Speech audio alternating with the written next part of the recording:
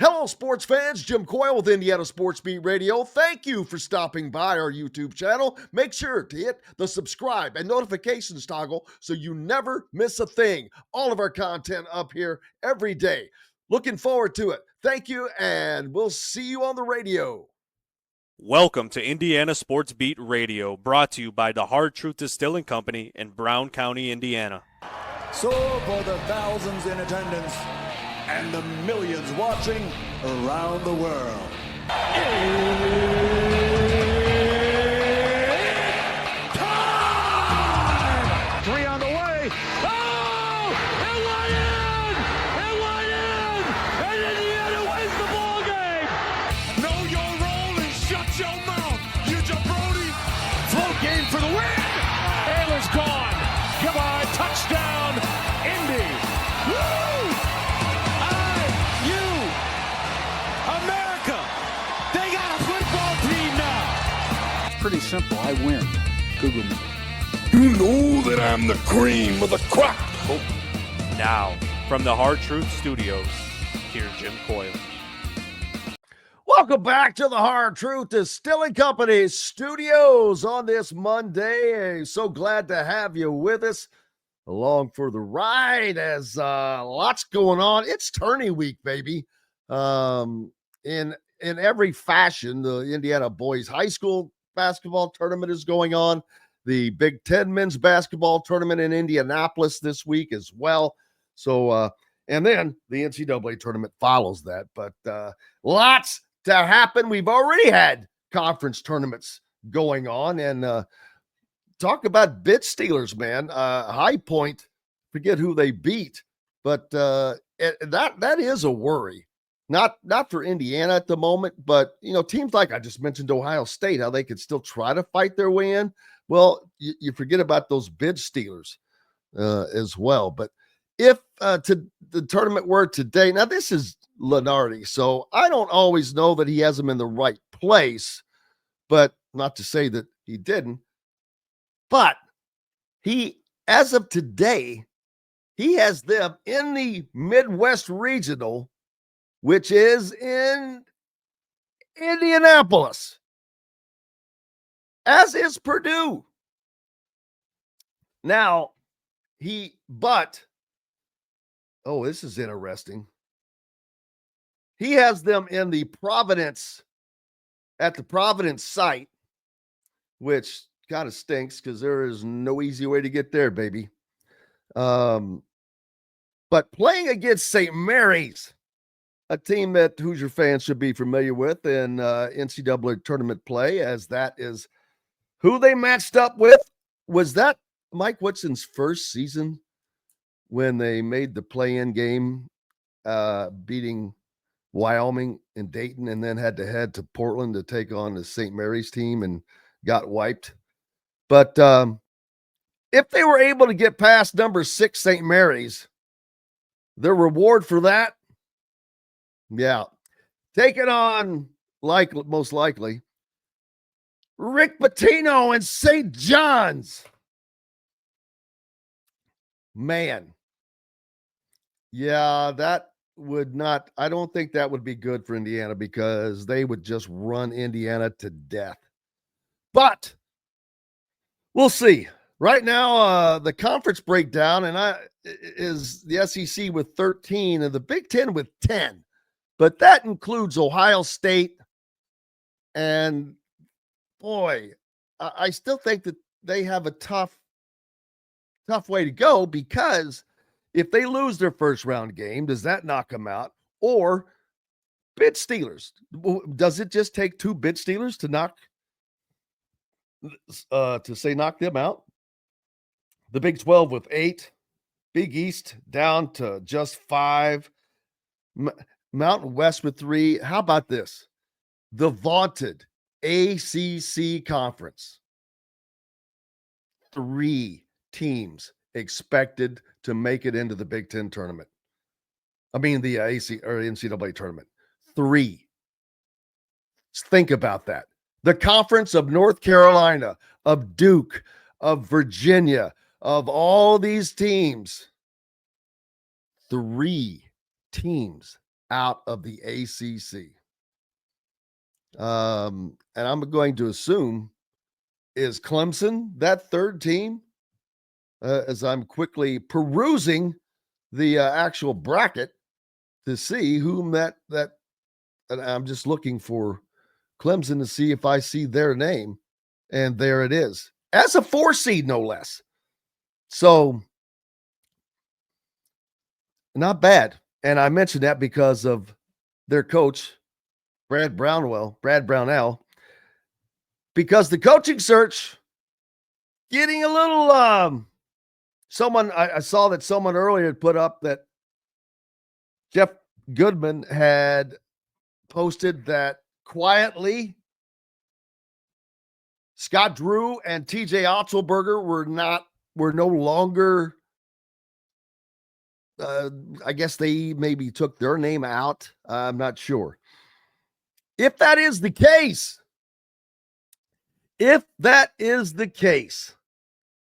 and it starts to narrow itself down, which naturally it will, but you just took 2 of the major names out. If that is in fact the case, well, that leaves us with, of the names that we're thinking of, Ben McCollum, Mick Cronin, Greg McDermott, and I'm just quickly thinking off the top of my head. And instead of off the top of my head, a much better head to think off of would be one of Dustin Dopirak, and we can do that very much easier. Dustin, how are you today, sir? Doing well today, Jim. How about yourself? Oh, I can't complain. I'm just sitting here running through potential names. Jeff Goodman reported that quietly Scott Drew and daggone it, TJ Otzelberger. I saw the tweet. Otzelberger. Yeah. So it's kind of taking care of itself as far as names. And now it was Ben McCollum, Mick Cronin, Greg McDermott are the 3 probably biggest names that will be on this. But I don't know that Scott's not looking at someone else or talking to someone else, but those 3 names are kind of coming up. And I watched Drake yesterday. Drake, they won the was it the OVC? The MVC. Much more important. I mean, it is worth noting the Valley, obviously, the Missouri Valley certainly has lost. I don't want to use the term luster because, I mean, like the Valley and the CAA used to be the 2 of the top mid-major leagues. And basically, like, as everybody rated each other up here, there's been this slow rating of every, not lower rated league, but those, what used to be mid-major powers got a lot of their stuff taken, particularly by the Atlantic 10, really kind of took the best that they could from the CAA and the Missouri Valley, but the Missouri Valley is still far better than the Ohio Valley. There's still teams in there. Belmont, Belmont moved up there. Bradley, Southern Illinois are the 3 teams they beat to get in this tournament. Your Missouri States, your Evansvilles, your Northern Iowas, Indiana State, is Murray State in the Valley? Murray State's in the Missouri Valley now. I didn't realize that.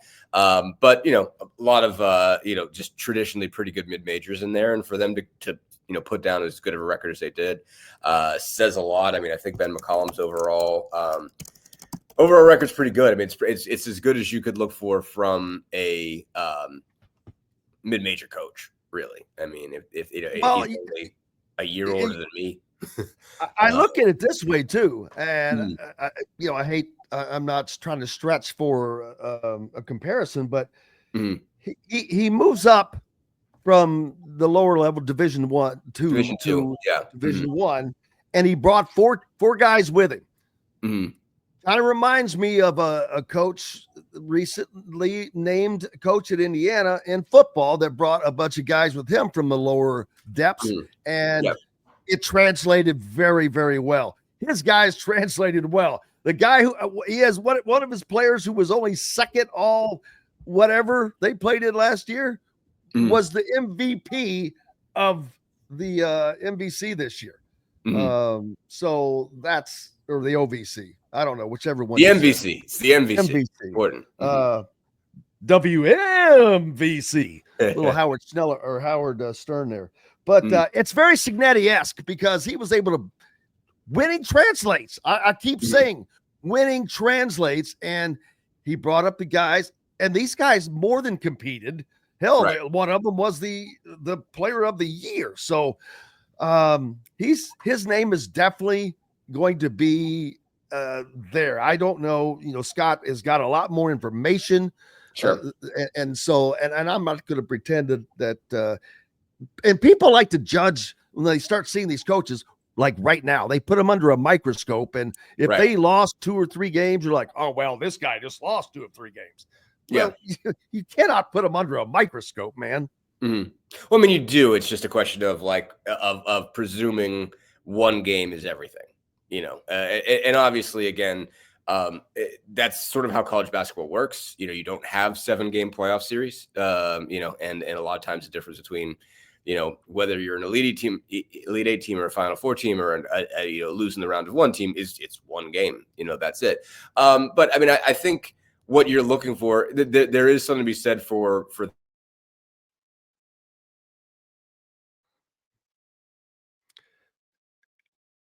And Dustin had a little disconnection there. We'll get him back online here in a second, and he'll rejoin us. But yes, sir. I'm not sure, Ryan, who you're talking about. You says yes, sir, Dustin, or Dusty rather. But Dustin Dopirak back with us, I think. Dustin, can you hear me? We'll keep working on getting him in. Just talk when you're there, and I'll hear you. But Robert says, by IU's tournament history, it isn't much to hang your hat on. As far as the Big Ten, that's exactly true, and that's awfully weird. Indiana has made the Big Ten tournament championship game 1 time, and I believe that was the first season. Is my memory right? And that was against Iowa and Steve Alford, who won that, but never won the Big Ten tournament. I don't understand that. Well, yeah, I do. First of all, Bob Knight did not want any part of the Big Ten tournament. He didn't like it, and that was at the very beginning, and I know it didn't cover a lot, but Dustin, back with us now. How are you, buddy? I'm good. Am I back? Am yes. I on? Okay. You are live and in color.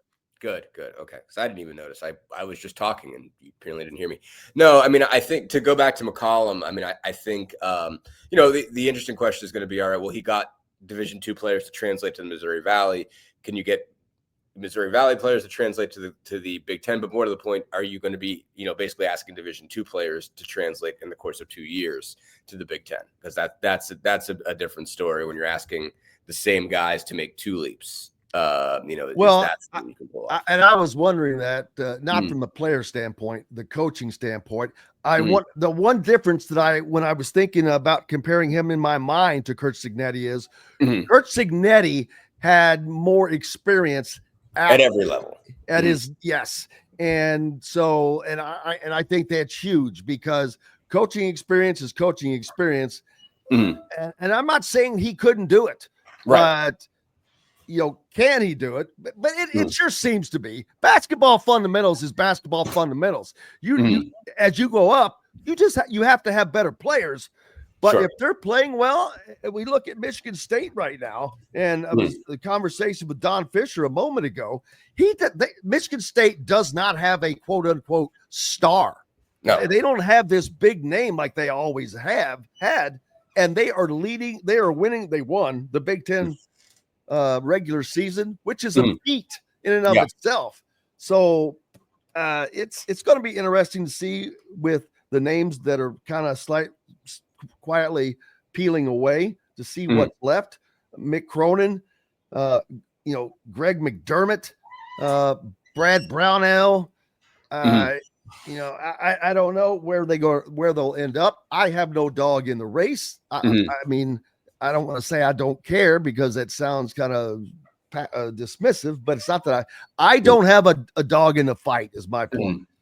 I mean, McDermott's a name that I think stands out. I mean, I don't know McCollum well enough, but I think, as I've said before, I mean, I think like Woodson's biggest downfall was not having a system, like is not having to say like this is a style of play, this is an identity. You recruit players to the identity and say, okay, like these are roles, these are the jobs within this identity, within this style of play, and you recruit towards those, and you look at filling that, and not only that, you know, like you would adhere that to your natural resources a little bit. That doesn't mean you make every line in every basically like base your style of play on the guys that you get, but you base on the style of play on the guys that you can get, and sort of what's out there for you, and also what's in Indiana, basically like what kind of players you can find in the state. And I think McDermott fits that. McDermott's been able to produce a style of play at Creighton. He's obviously been able to recruit a lot of shooters over there, basically, and basically play a pretty wide open system, but get a bunch of guys that could shoot threes. Obviously, it helped that his son could shoot threes really, really, really well. So, he's a guy that has been consistent over there in Creighton. I think his style of play would really fit. I think out of everybody available, I think he's the surest bet. Honestly, the last time this job was available, that was a name that I talked to somebody basically connected to someone else that would have been, I think, at best a fringe candidate. And we just kind of brainstormed a little bit in terms of who might fit. And Greg was coming off of something. He used the word, I think he used the word, I don't know if he used the word reservation or plantation, but either way it was bad, right around that time. And it was like, okay, well, he's going to need a, just like, he's going to need a reset, but like, he's a guy that fits. And like, that was just a misstated point. That wasn't. Yeah. It's so hard because I find myself saying that very word sometimes. It's one of the few words that I catch myself. And I'm like, come on, man. There's a big difference. I mean, I can get pretty woke, let's be real about it. But there's a difference between accidentally saying something and meaning something. And there are people out there that mean something. And that's obviously what you've got to figure out is what's the difference between somebody who misspoke and somebody who,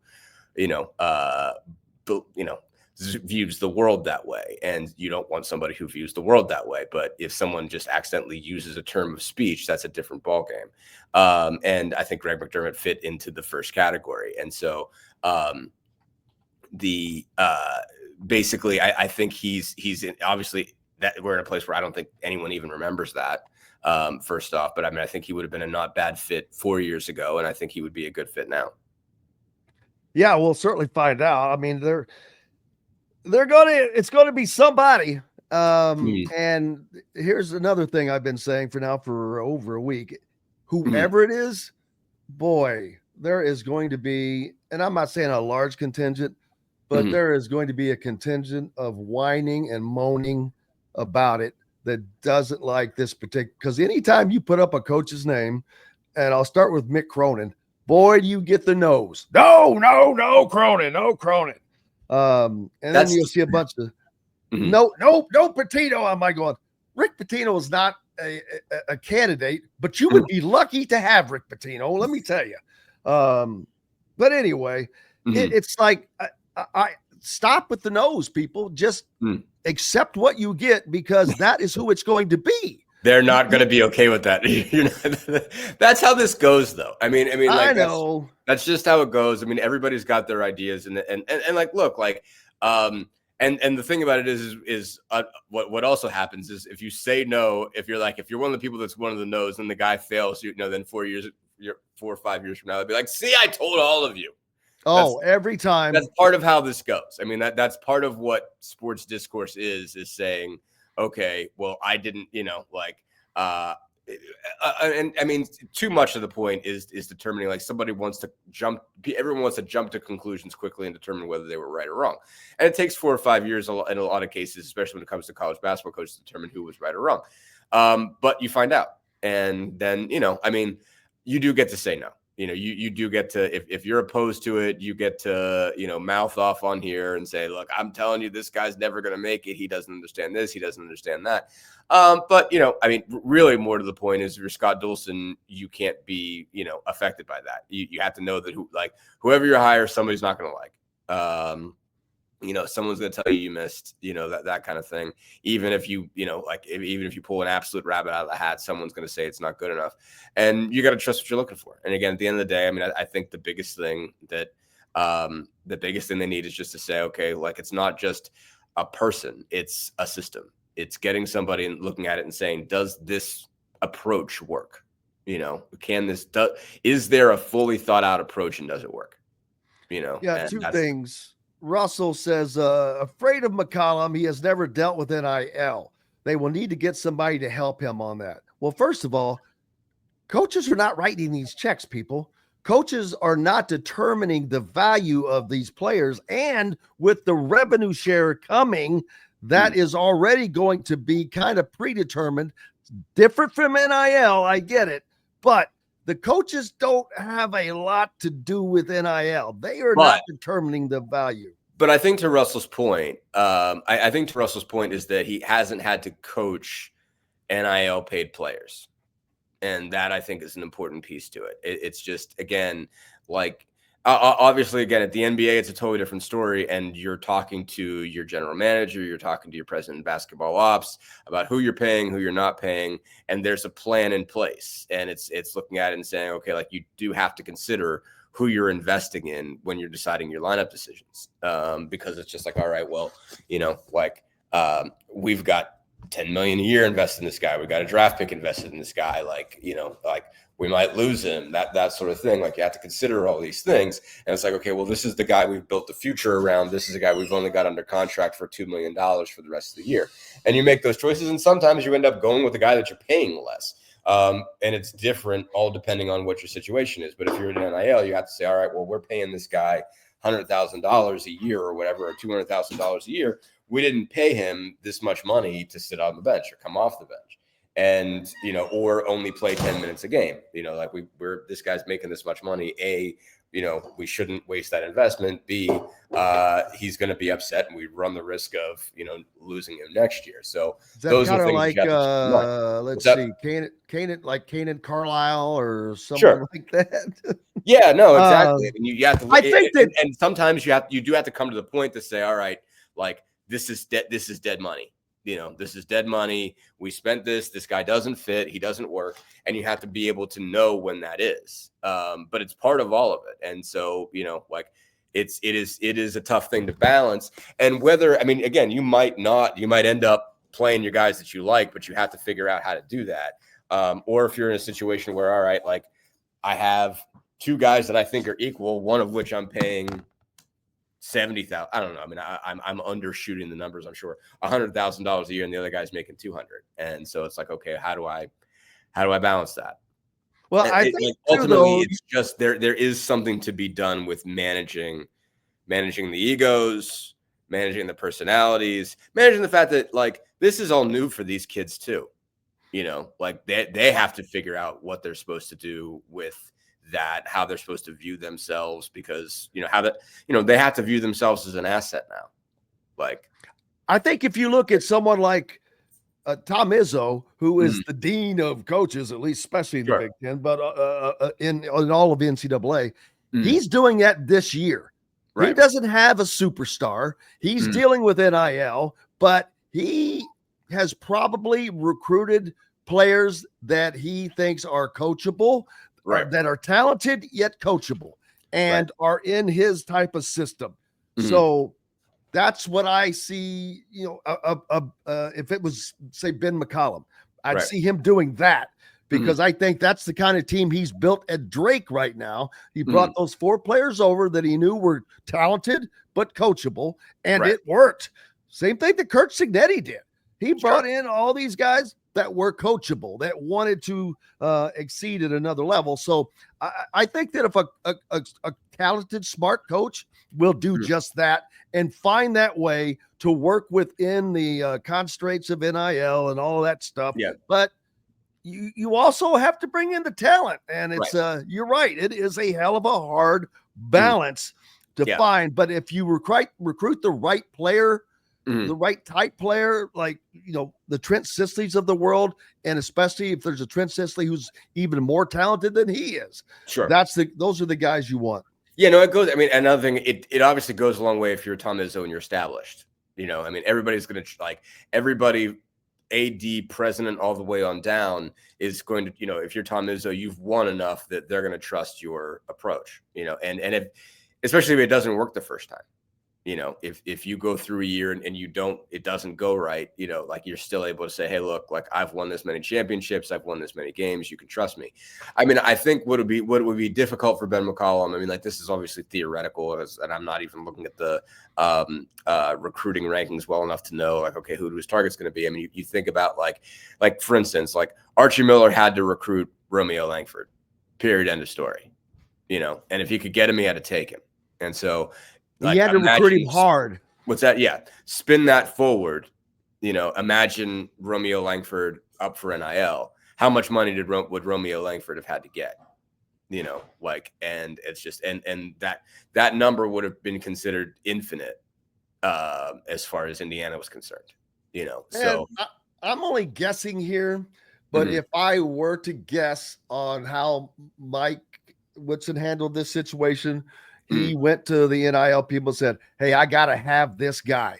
Yeah. I've got to have this guy, whatever his number is. And Indiana, and so in Indiana paid a lot of NIL money out. Right. Because of all these guys that they had to have. Right. That were not necessarily going to work out. Because now we see some of them did.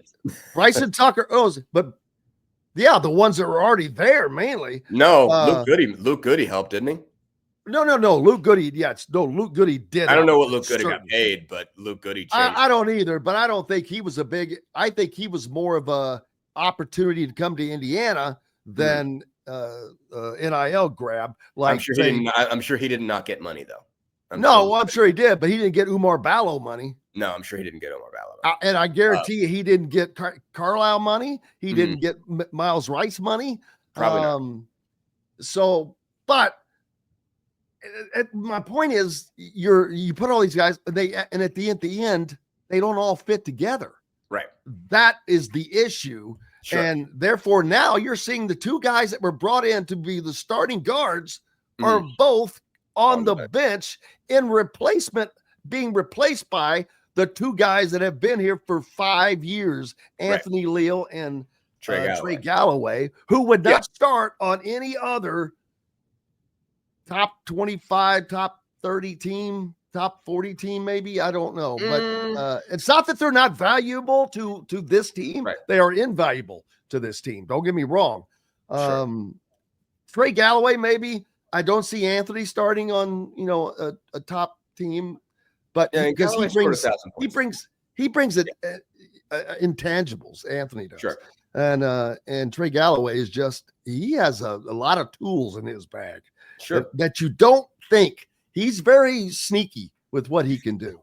Yeah. Well, I mean, first off, I would have thought Galloway's had peaks and valleys, but I mean, even from his freshman year, you saw that he was that type of glue guy that could do all sorts of things. And you saw it in shorter stints with Leal. But I mean, it was interesting is you could put multiple of them together on the floor and it could work out. That you wouldn't have usually it's okay, you can do maybe two wings like that on the floor together, but you need kind of a traditional point guard to make it all work. You end up putting Galloway in that position, and it was a little bit surprising that it worked, but it did. Basically they just went all out on energy, with those guys, and it all came together. Reasonably well, obviously, to get them into this tournament. Apparently, probably get them into the tournament. But yeah, I mean, you don't know how it's going to work, and that is what makes it difficult with this stuff. Is that you feel like it has to be more pre-stage managed now than it used to be. That in the pre-NIL days, you could let this happen. Basically you could let a roster form itself and let guys, earn spots and not have to think about what had already been invested, because everybody had been invested the same. Everybody had been invested a scholarship. In some cases, you'd invested more recruiting time or less. And obviously there was, illicit money out there, but, you couldn't think too much about that as a coach, presumably. And so, yeah, I mean, I think it changes that dynamic. You're going to have to consider where the money is, but sometimes you're going to have to say to heck with it and play the guys you think are the best guys. I mean, good on Woodson for at least eventually figuring it out, that eventually saying, you know what, like I might have been paying a lot of money, I'm sure, to both Malik Renew and to Omar Bala, but they can't both start because you can't have two bigs. Eventually he figured that out, after years of not figuring that out, he eventually did. So you got to give him credit for that. But yeah, the bottom line is all we're saying is it is strange. It is a strange world, and it requires a different set of management. And that's going to be that is going to be a culture clash for Ben McCollum. He's like, if Ben McCollum does get hired into that job and goes straight from Drake to Indiana, like that is going to be different. I think it was probably a pretty significant change for Cignetti, but I mean, I think he'd been in, as an assistant, been in big time college football before, been at Alabama, been at Pitt, had a sense of what it looked like up there, where I don't know, I'm trying to say, I mean, like obviously McCollum been Northwest Missouri State. I mean, I don't know if he's even had time. I don't know if he's even, he has no experience at this level at all. But okay, and quickly he could be a really good coach. He could be a really good coach, but that will be an adjustment. Pat Kelsey, what's up? Pat Kelsey came from the College of Charleston, fair, for Louisville, and Louisville is top 20 team, third best. Even though the ACC is extremely weak this year, Louisville is. That's the team I couldn't think of. Louisville getting into the tournament along with Duke and who the hell else is even good in the ACC. I can't even think. Clemson was the team that beat them. Yeah. Ironically, Brad Brownell, a name that is probably at the back of the list, probably still on the list. But as far as coaching for Indiana, he's not getting a lot of love from people. Yeah. They say, "Oh, he hadn't done anything." He was at Clemson. He was in the ACC, which forever has been, dominated by North Carolina and Duke and Virginia. So it's been difficult there. But he's got them as a 4 seed right now, and so to say he hasn't done anything, I don't like that. I don't agree with that. So you never know all of the situations. He's been kind of a slow burnout there. I mean, remember, he's been there since 2010. So he's been to 1, 2, 3, 4 tournaments. Got to the Elite Eight a couple of years ago. His best there has been the last couple of years. Yeah, I mean, they're really 18-2 in the league. Oh my God. I mean, they've got a legit squad this year. So, obviously you'll see how that shakes out. So it's the best team he's ever had. I knew Brad. And you wonder, is that him? Is that what he can do with NIL and with the transfer portal and things like that? So, because like I said, that's a guy that's been competing against Duke and North Carolina and Virginia, who won a national championship, and those teams that have just been dominant over there. So, Russell says West Virginia coach has been added to the list. Also, is Sig's friend Will Wade. Will Wade is not. I will say it over and over. Will Wade will not be the next Indiana coach. You cannot. If you want to use baggage, all I got to say is big ass offer. Yeah. That's all you have to say. I mean, he was under it. Strong ass offer. You're right. Yeah. Anybody that was under an FBI probe, not going to be the next coach. Chris Beard is not under an FBI probe, for gosh sakes. So, and you wonder, it's all hearsay and all that, but I have steadfastly said that Chris Beard won't be the next head coach. It's not that I don't think he's deserving or able or the best fit. He might be all of that. Right. I just don't see them getting past the Chris Beard stuff. I'll just leave it at that. And it is sad, but that's still my stance. Although there have been rumors otherwise, I don't see it. But does Indiana get into a position to where they're maybe have to look over some things? I mean, again, it just depends on I've tried to say it the same way. Again, if you think you can trust the guy, hire him. If you don't. It's that simple. Like, don't hire a guy you don't think you can trust. Like if you've done, like, don't not hire a guy just if you think you can trust a guy, if you truly believe in your heart that you can trust a guy, and like you just think that like the PR is bad, then you should hire the guy. But if you look into it and you think you can't trust the guy to, like behave the way that you think a coach should behave, then don't hire him. Like, I mean, that would sort of be like, it's like you got to make your own choice as a grown up, basically. I mean, you got to look into what's really there. I mean, like, I think Scott Dolson's a grown up, I guess is the best way to put it. If he sees, looks at Chris Beard and says, all right, like, like that, obviously it's drop charges, the whole bit. Like, it's not like there's a pending, court case over this or anything like that. But if you look at it that and say, all right, like, I don't want anybody that's ever been accused of anything like that. I presume that anybody's been accused of anything like that, that's the tip of the iceberg. I don't want to mess with that at all. Then you don't hire him. But if you look at that and you say, all right, I think this was false, I think this was made up, I think this guy's nothing like that, whatever. If that's if you think, then hire him. Like, don't, like, and it's just like, you have to fully, you got to dig into that as far as you can dig into that without, violating some kind of law, like, just basically it's like, you got to know whether you trust a situation like that. It's like, it can't just be about PR baggage. I mean, again, you have to work with the guy. You are putting your reputation on the line with him, so like, obviously if nothing happens, you don't have to worry about it. But like, if you come up and he does something else stupid, you own that and you get fired. So, like, that's the thing.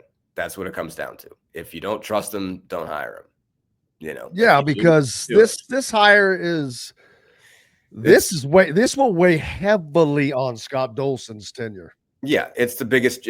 I mean, like, obviously he has helped himself a lot with Kirk Cignetti. If Kurt Cignetti continues on the track that he's on, even if he doesn't, go out and win a national championship, if he gets them to the playoff, a 12-team playoff every once in a while, like, then he's done something with Indiana football that never, like, if this wasn't a 1-year flash in the pan and you get, several more playoff trips and, Big Ten contention on an annual basis, that is going to help him long term in terms of how he's judged. But, like, you can't have a, like, dumpster fire basketball hire. In that case, like, it's again, like, if obviously at the end of the day, like, if you're going to make a hire like Chris Beard, you better be able to put your name on the line. But, and you got to trust him. And so it's just like, if you don't. But that's got to be like, you got to make a grown up decision. That's not he's got too much. It's like, it's not about baggage. It's like, do you think the guy is legit? Do you think the guy does, is not a behavioral problem? Do you think you can trust him? And that's got to, again, you got to make that decision as a grown up, but also on the flip side, like, you don't, just because everybody thinks he's the biggest name and thinks it would be the taking it serious move to do to go hire the guy with baggage, that doesn't mean you need to put your name on the line with a guy you don't trust. So absolutely, that's my view of it. Is, again, like, you got to make that's an adult decision, and like, you got to be an adult. Yes, you do. And speaking of adults in the room, we've got one, at least, Dustin Dopirak. Am I? I'm not sure if I qualify. Anyway, you do in this conversation, let me tell you. Hello, sports fans. Jim Coyle with Indiana Sports Beat Radio. Thank you for stopping by our YouTube channel. Make sure to hit the subscribe and notifications toggle so you never miss a thing. All of our content up here every day. Looking forward to it. Thank you, and we'll see you on the radio.